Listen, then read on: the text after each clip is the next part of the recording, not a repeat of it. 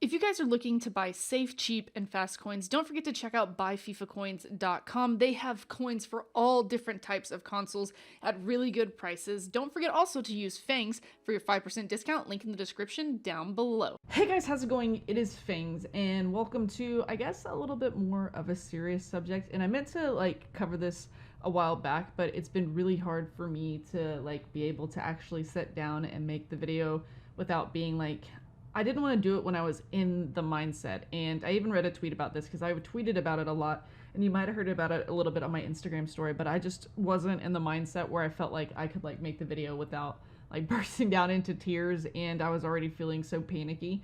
So I just wanted to wait until I was feeling better, and I was hopefully past the fact. And as you can see by the name of the title, I'm going to go into a draft here. I know some people might not want to care about this type of subjects, or they might not want to listen, but they want to see the FIFA content. So I'm going to have that going here in the background. And if I mess up on picking some players, I'm sorry, but I'm trying to focus on what has happened in the current events. So as a lot of you may know, I had my second child, my third child. If you know that Miniminter is my son, I had my third son. And he was born about 10 weeks ago, a little over 10 weeks ago, and the Friday, I guess. Every Friday it changes. So yeah, 10 weeks ago, this Friday will be 11 weeks, whatever, it doesn't matter. And when he was born, it was awesome. It was amazing. One of the most awesome moments is whenever your child first comes into the world, and it's so exciting, and you're in the hospital, and you're on this high, you're riding way high on this high, and you're enjoying it. And this is a subject a lot of people don't like to cover, by the way, as well. So I'm hoping that maybe you and your future spouse will, if you're a girl, maybe you might have this, or your wife might have this, and you'll understand kind of what they're going through or what it feels like whenever I describe this. So that's why I wanted to make this video. So we had my kid. I came home. I noticed right away from coming home, I was very terrified because I already have my other son, and I've had the last few years with him. It's been amazing. I had a little bit of what they call baby blues with him, and you get this in the first 2 weeks after you have a baby. And it just kind of makes you you hormone dump. You build all these hormones up when you're pregnant, and it just is, amazing. You're doing all this stuff for the baby, and then once you have the baby, everything just leaves your body at once, and so that makes you kind of just depressed pretty much for a couple weeks. But not everybody gets that even. I got that with my first son, and I was like, oh my god, this is terrible. Why would I feel this way? And it went away after I upped my anxiety medicine just barely by a little bit. So it wasn't that bad with my son. And I did get, actually, with my son, I got really sick. That was the problem with him. I got physically sick. I got some kind of virus, and that was the bad part. Okay, that's the part where it went bad. But with this one, I thought I was having the baby blues. The first couple weeks I was back, I was a little bit anxious, and I felt like I was having the baby blues, and I was like, okay, these are just gonna go away. I'm used to this. I've had this before. And so, week 3 comes along, and I'm like, wait a minute, this is getting worse. And if you guys didn't hear my birth story and you don't know what happened during it, I had a very traumatic birth. My epidural didn't work. I know people actually give birth the normal way naturally, and it's not traumatic for them, but they were prepared for that. I wasn't mentally prepared for that. I didn't take any classes for that. I didn't realize I was gonna feel this pain. I didn't want to. I don't choose to. I did not want a natural birth, so I didn't realize I was gonna feel this pain. I'm trying to go for 195, by the way. I know this looks hideous in this draft. And so I ended up feeling every single contraction for 2 hours. It was miserable. I screamed every kind of curse word you could possibly think of. And my son was finally born at 4 a.m., and I got him out of there. And so that made it better, but it was still really traumatic for me. Even afterwards, I had really racy heart. I was very shaky. You're very shaky anyway, but I was beyond. It lasted a long time. And the whole pregnancy was pretty traumatic, actually. I had a lot of issues that occurred during it. So it just wasn't good. COVID. On top of that, we couldn't have anyone in the hospital except for just me and my husband, which ended up being kind of a blessing in disguise. It was nice. To not have to worry about my parents fighting about who's going to be in the room at the same time and all that kind of stuff. But we had a good time for the most part with that. But whenever the 3-week mark came around, I started noticing I'm starting to get hyper anxious, really anxious all the time. And it started off slow at first, and it wasn't that bad, but I would wake up in the middle of the night at 4 a.m., oddly, which I kind of correlated this together with it. And I would have this little bit, it started off as just kind of a little bit of a panic attack, and I was like, ooh, I've never had this before. And it'd be my heart's racing. I am just sitting there. I feel like I'm glued to my bed almost. And it didn't last very long. It was like probably like 5 minutes, but then I would sit there and like be afraid, oh my God, maybe this might come back type of thing. And so it would really like, it really got to me. It really affected me. So that happened one night and I was like, oh, that was weird. And then it continued to happen for like 4 nights later, and it just continuously got worse. And at that point I was like, man, I feel terrible. And I wasn't just feeling terrible at nighttime. Like I, for one, couldn't get out of bed till like noon. And whenever I would finally get out of bed, I was just like so depressed and crying all the time and just feeling like this weight was on my chest and I couldn't figure out how to get it off there. And I'm like shaking, like physically you could see my body shaking at times. I couldn't eat. It made me to where I couldn't eat because if I even like thought about food, I would get like sick, physically sick thinking about it. And it like continued to progress to get worse to where I would wake up and this would all happen. I would have it. I would finally kind of like force myself to get out of bed. And the moment I got out of bed, I had to run to the restroom and I would just dry heave. Like I wouldn't even like physically vomit. I would just dry heave and I had no idea. So I went to my OB and she kind of upped my medicine, which was really nice. And so we went from there and I was like, oh, I'm going to be fine now. Like she's got my medicine.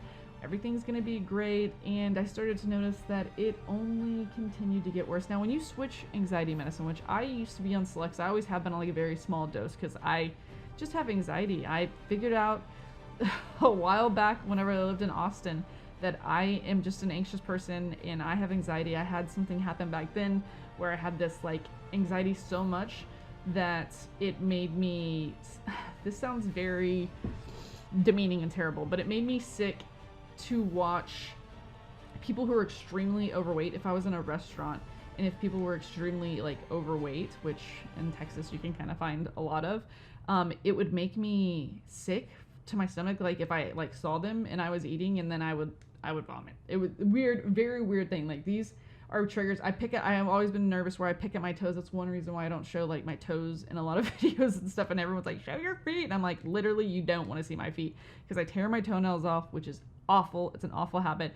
It's painful even thinking about who do I want to move in here. And so that kind of like happened where I was like, okay, I'm going to get like on a little bit of anxiety medicine and see if that helps. And it always has. It's been great. Like it has always been great. So I've done that. But they changed me to Zoloft and she was like, try this out. And I was like, okay, this should be great. It's going to work. And it definitely did not work. This is a 192. I kind of wish I could have, that 86 up there is killing us. It did not work. And so the panic attacks continued. I'm like, at this point, every day I'm in tears.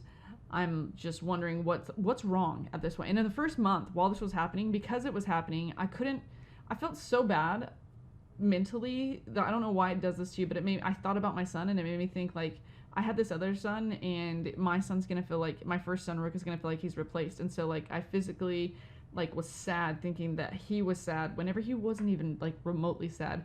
And then my other son I just like couldn't bond with, and I was like, this is this new baby and he loves me and he needs his mom and I can barely get out of bed and I can't even bond with him. And that made it 10 times worse, the fact that I was not bonding with my son. Like I felt awful about it because he is like this precious baby boy. Brody was, he still is.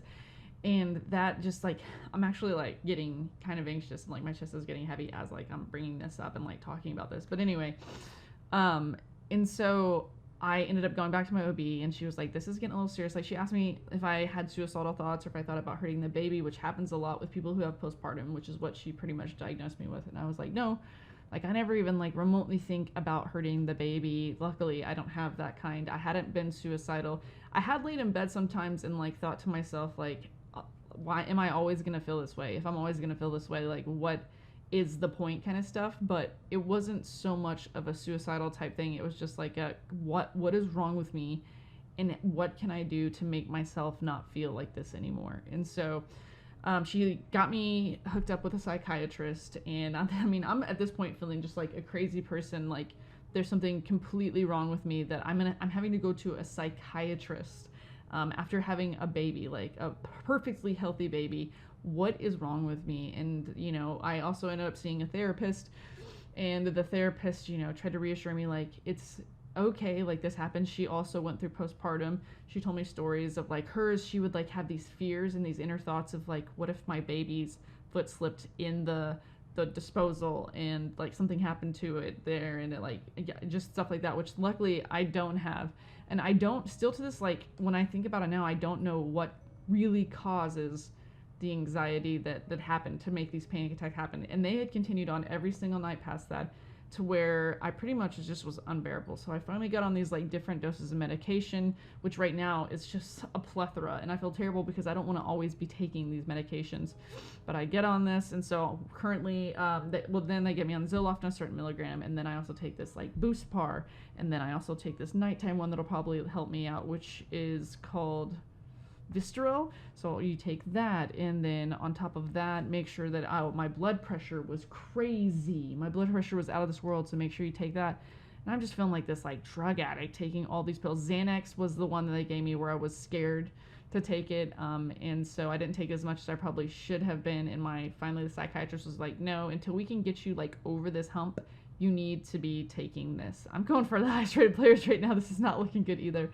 And so I did that, and things started to get better. Like I went up a little bit on Zoloft, and things started to slowly get better, and I started to be more, y'all might have noticed it in my videos. I was really down, and I started to be more uplifted in my videos, and everything was great. And I even like told my therapist, like I didn't see her for a week and a half, and I went and saw her again, and we were talking, and I was like, I've turned a new leaf. Like this is I've turned a page in the book. We're done. Like the postpartum is done. Mine didn't last. Some people's last a long time.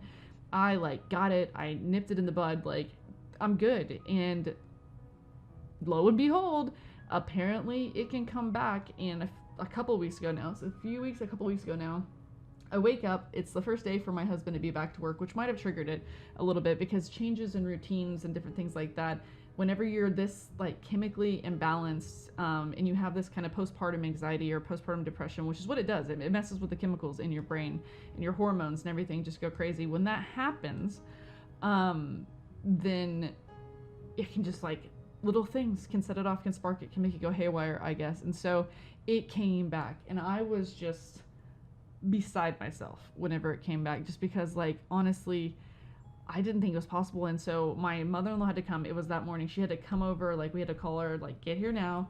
Jesse is like going crazy right now. Like there's no way she's going to be able to watch the kids, which makes me feel even worse because these are like my children, and I can't even get up out of bed with all this anxiety to even like watch them. And what it would be is that still lingering, like terrible feeling, like something sitting in my chest, and I feel sick to my stomach. I feel like I need to dry heave.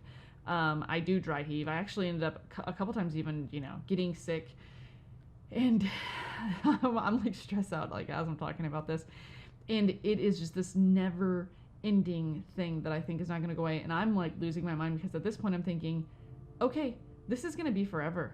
This is going to be me forever, and I'm going to have to deal with this forever. And so I got super depressed on top of all of that.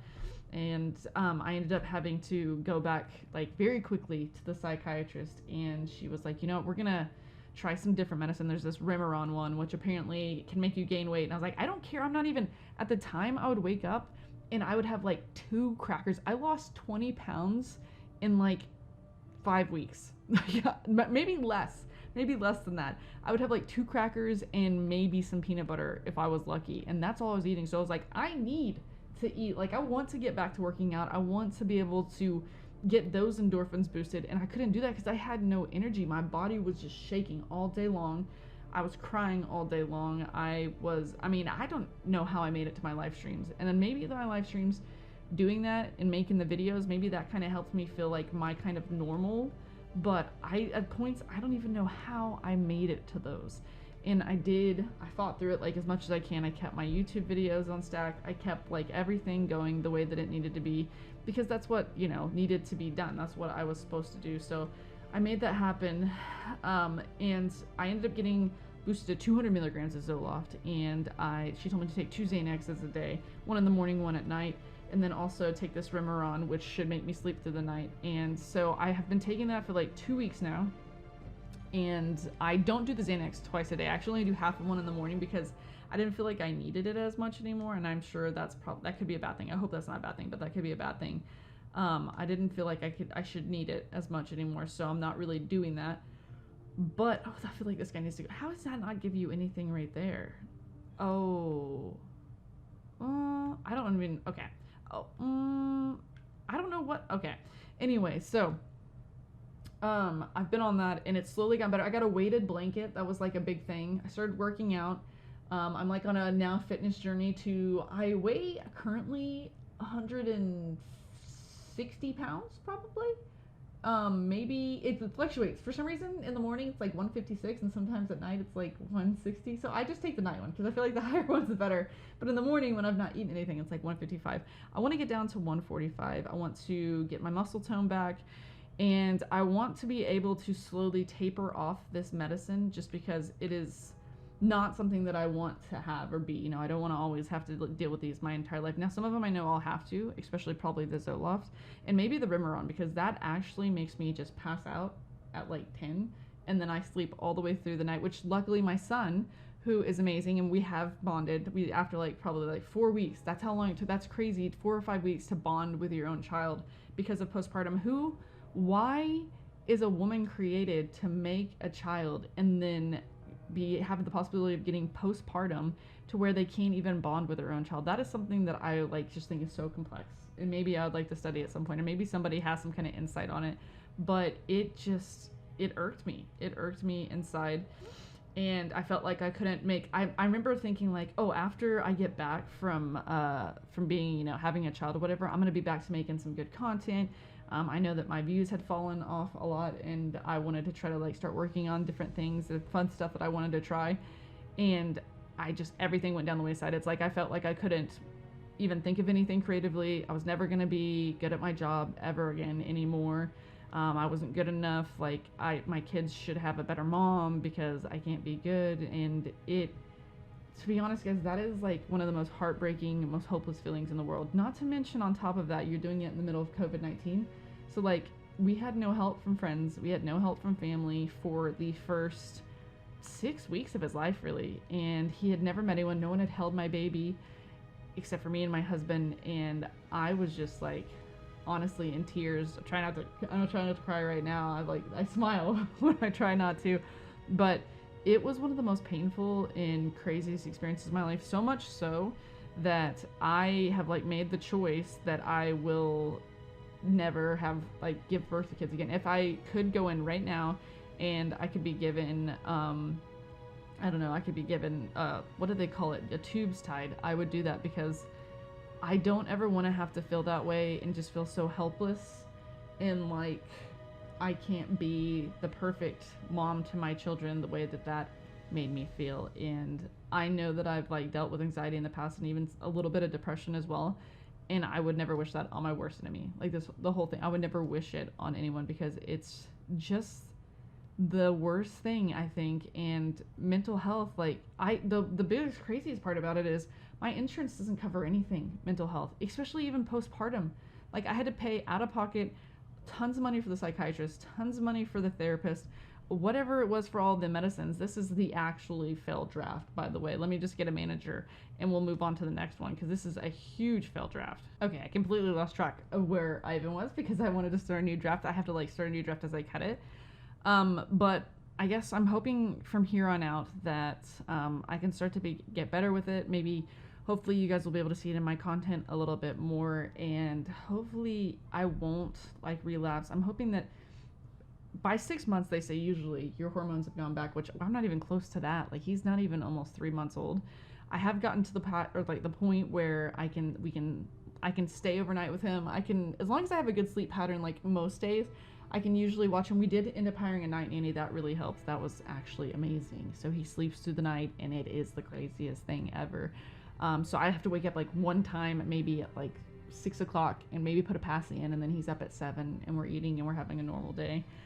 But I just wanted to I guess do a video and let y'all know just kind of what I like to be open and honest with y'all about everything and what's going on and what is why you're always asking why aren't you doing these why aren't you doing the bath challenges, or why aren't you doing the whatever the challenges I used to, because you guys know I used to do a ton of different ones, and why aren't you making videos with other people? Because honestly I couldn't bring myself to even really talk to other people besides Oaklefish, who I told what was going on. I just physically could not get myself to be able to like relate with anyone without going into a video and possibly like crying, or when I was making my videos having to just sit there and pause and wait and not cry because of how miserable that I felt. And I just hate that this happens to women, and I hate that it's not talked about because I didn't hear about it. I luckily had a friend who was going through it at the same time, and she's like the one who pushed me to be like, hey, you need to go see this person and you need to do this, and really like kind of push me. Otherwise I would still be going through it right now, and I would be a miserable person and not being able to enjoy my child and everything that comes with it.